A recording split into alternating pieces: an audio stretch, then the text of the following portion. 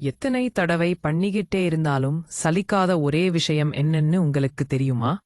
நீங்க நினைக்கிற அதேதான் நானும் சொல்ல வரேன். ஆமா, மத்தவங்களுக்கு உதவி பண்றது மட்டும்தான் எப்பவுமே சலிக்காத நிம்மதியும் சந்தோஷமும் கொடுக்கும். சொல்லப்போனா, ஒருத்தவங்களுக்காக நாம ஒரு விஷயத்தை கொடுத்தோம்னா, வாங்கிக்கிட்டவன் விட கொடுத்த நமக்குதான் அதிகமான நிம்மதி இருக்கும். அதே மாதிரி பெரியவங்களும் சொல்லுவாங்க, கொடுத்து பார்த்தா சந்தோஷம் இருக்கும், அதே விட்டு கொடுத்தா 100 மடங்கு சந்தோஷம் இருக்கும்னு.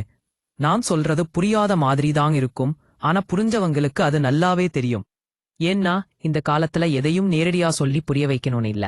ஏன்னா எல்லாருமே விவரமானவங்க தான். ஊர் பக்கத்துல பெரிய பஸ் ஸ்டாண்ட். அங்கே தினமும் ஒரு முதியவர் பழைய சட்டை, சிதறிய தலைமுடி, முகத்தில் ஒரு புன்னகை வைத்து விற்கிறார். யாராவது வாங்கினா, நல்ல நாளாச்சு மகளே ன்னு ஆசீர்வாதம் சொல்லிவிடுவார். அவங்களுக்கு பெயர் ராமையா ஐயா. வீட்டில யாரும் இல்லை, ஆனாலும் எப்போதுமே முகத்தில் ஒரு அமைதி. ஒருநாள் ஒரு இளம் பெண் கிருஷ்ணப்பிரியா பஸ்ஸில இறங்கி மலர் வாங்க வருகிறாள். அப்போ ஐயா கேட்டார், மகளே, இன்று உங்க முகத்துல சோகம் தெரியுது, ஏதாச்சும் சரியில்லையா? அவளுக்கு ஆச்சரியம், இவருக்கு என்ன தெரியும் நினைத்துக்கிட்டே மெதுவா சொல்லினாள், என் இன்டர்வியூ போயிட்டேன் ஐயா, ரிஜெக்ட் ஆச்சு. மகளே, ரிஜெக்ஷன்னு சொல்வது முடிவு இல்ல, அது இன்னொரு வாய்ப்புக்கு துவக்கம். இதோ இந்த மலர வாங்கிட்டு போங்க, விலை வேண்டாம், இதுல உங்க வெற்றியின் வாசம் இருக்கு. அவள் அதை கையில் எடுத்து சிரிச்சா. அந்த ஒரு வார்த்தை அவள் மனசுல நிம்மதி ஊட்டிச்சது.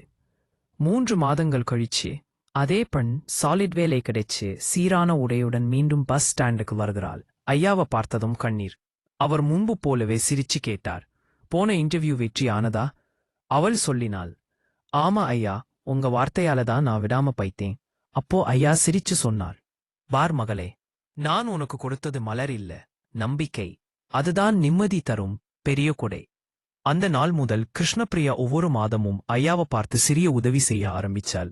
ஆனால் அவன் ஒவ்வொருத்தரிடமும் ஒரு மாத்திர மாதிரி சொல்லுவார், நான் எதையும் கேட்கலே மகளே, நீயும் ஒருத்தருக்கு உதவி பண், அதுதான் எனக்கு சம்பளம். இதுதான் உண்மையான கொடை.